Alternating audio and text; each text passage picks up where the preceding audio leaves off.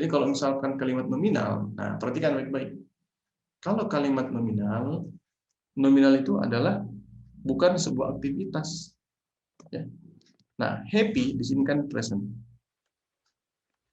Kemudian past. Oke.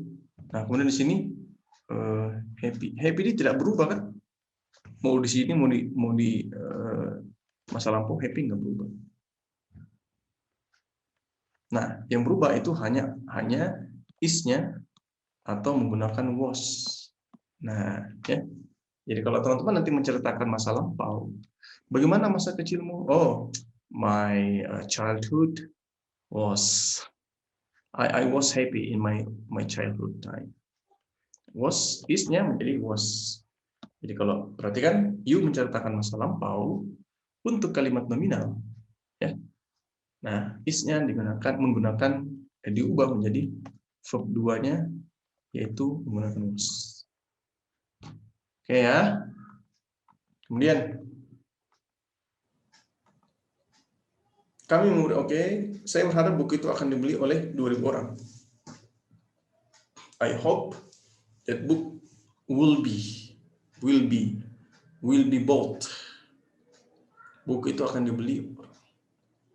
Nah, saya pengen membahas ini dulu nih, yang di bawah ya. Buku itu sedang dibahas oleh siswa IELTS. Oke. Buku itu sedang dibahas oleh siswa IELTS. Kita lompat dulu. Nah, sedang dibahas. Oke.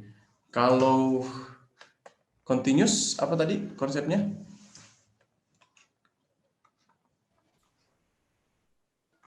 Verb ing. Verb ing kan? Nah, be plus verb ing, gitu kan?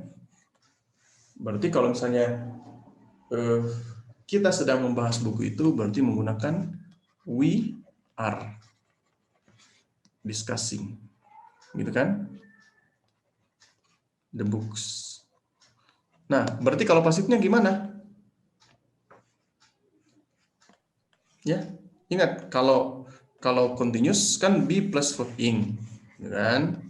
Berarti kalau pasifnya ini turun, ya, terbagi dua lagi kan? Berarti kan keluarga B-nya be verb ing, ya karena pasif, ingat pasif be verb ing plus apa? Verb 3. Iya, verb 3, ingat kalau pasif itu verb 3. Berarti bagaimana?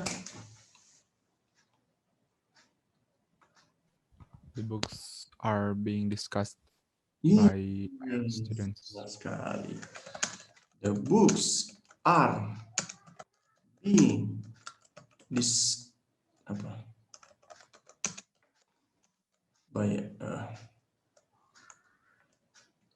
by IELTS student.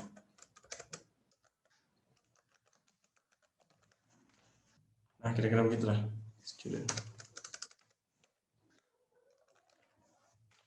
The books are being IELTS the IELTS student. Nah, gitu ya. Nah, kemudian apalagi yang terakhir tadi itu?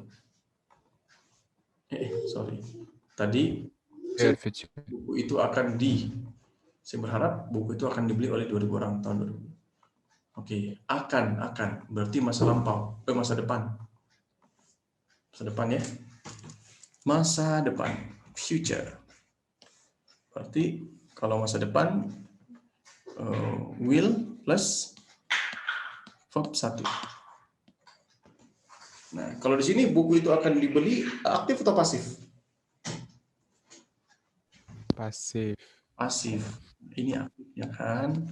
Berarti kalau pasif will plus nah, ingat verb 1 ini, ingat kalau verb 1 itu to be-nya verb 1 ya. Be verb 1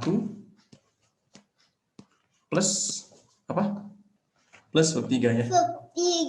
Verb 3 Jaja. Apa verb 3-nya Jaja? What is the verb 3 of apa tadi? Bought. Yes, that's right. Jadi will be told menjadi verb 3. Nah, gitu teman-teman. Oke, ingat setelah modal itu, setelah will, kalau verb 1B-nya ini, dia harus menggunakan be itu sendiri ya.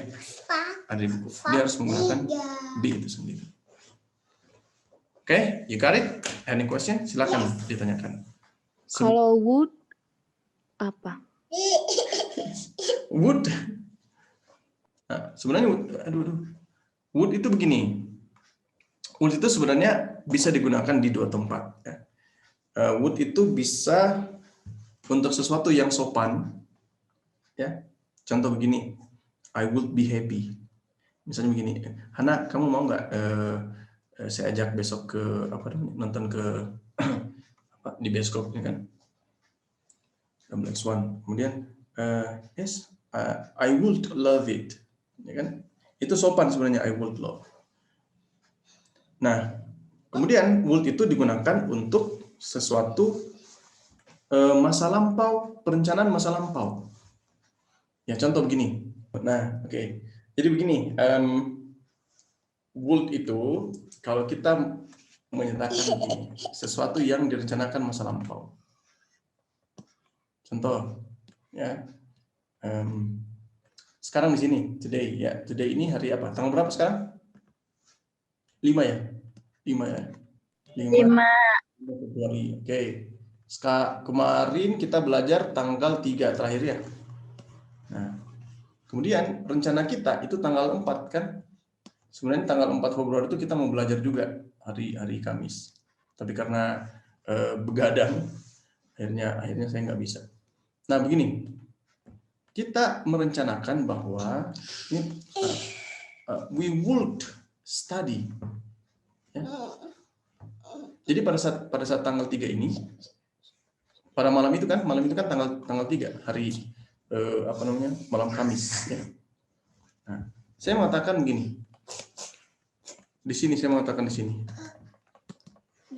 Ya. Harusnya kalau sesuatu perencanaan kan, saya kan merencanakan sesuatu di sini. Ya. Jadi kita merencanakan, oke? Kita merencanakan pada saat tanggal 3 sebuah perencanaan untuk kita lakukan tanggal 4. Berarti tanggal 4 ini adalah masa depan bagi tanggal 3, ya nggak?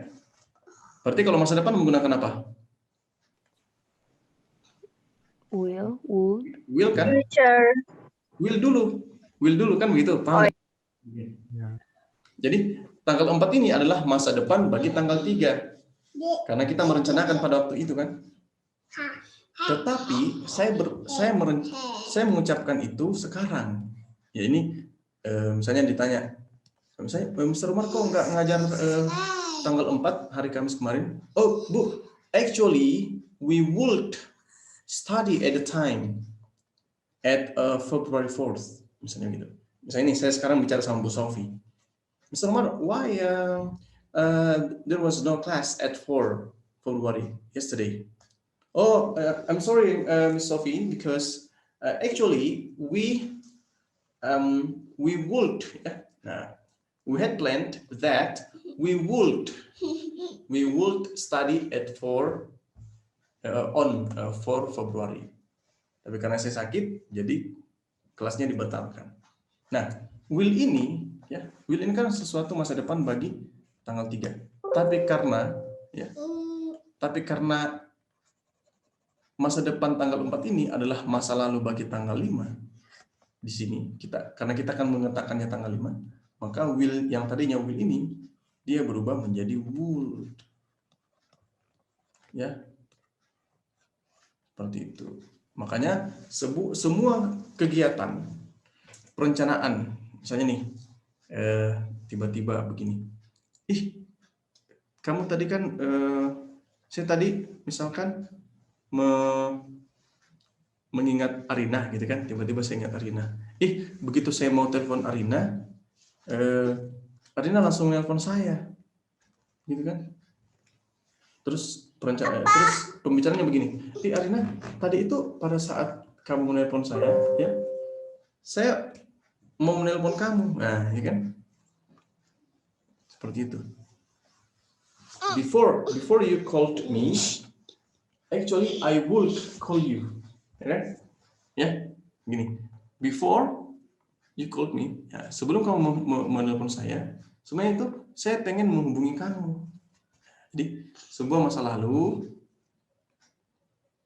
yang merupakan perencanaan untuk masa tertentu. Ya. Itu yang disebut, itulah penggunaan would. Jadi modal yang di verb 2-kan, ya. Modal verb yang di verb 2-kan. Mister, kalau would kata verbnya verb 1 juga. Apa? Verb 1? Dia kan dari kata will. Would itu dari kata will. Oh iya, sama satu lagi. Ya. Kalau pemakaian would tuh bisa, kan biasanya sesuatu yang udah misalkan udah gitu, udah terjadi di masa lampau kan. Bisa nggak kalau misalkan dipakainya tuh buat yang belum terjadi? Yang belum terjadi untuk masa depan. Iya, iya. Dia nggak bisa. Oh. Karena dia kecuali itu menyatakan sebuah keinginan yang sopan. Bukan perencanaan, tapi keinginan yang sopan. Contoh begini, misalnya begini, Fajar, besok kamu mau nggak kamu saya ajak main futsal? Terus Fajar bilang, oh, I'd love to. Itu kalau I'd love to, I would love to. I would love. Yaitu sebuah pengucapan atau penggunaan kata yang sopan dalam bahasa Inggris, ya. Biasanya digunakan di baik di IELTS, tes IELTS, tapi kebanyakan di soal TOEFL sebenarnya. Oke, Mister. Nah, dia would love itu disingkat menjadi I'd love to. Biasanya begitu kan, teman-teman kan?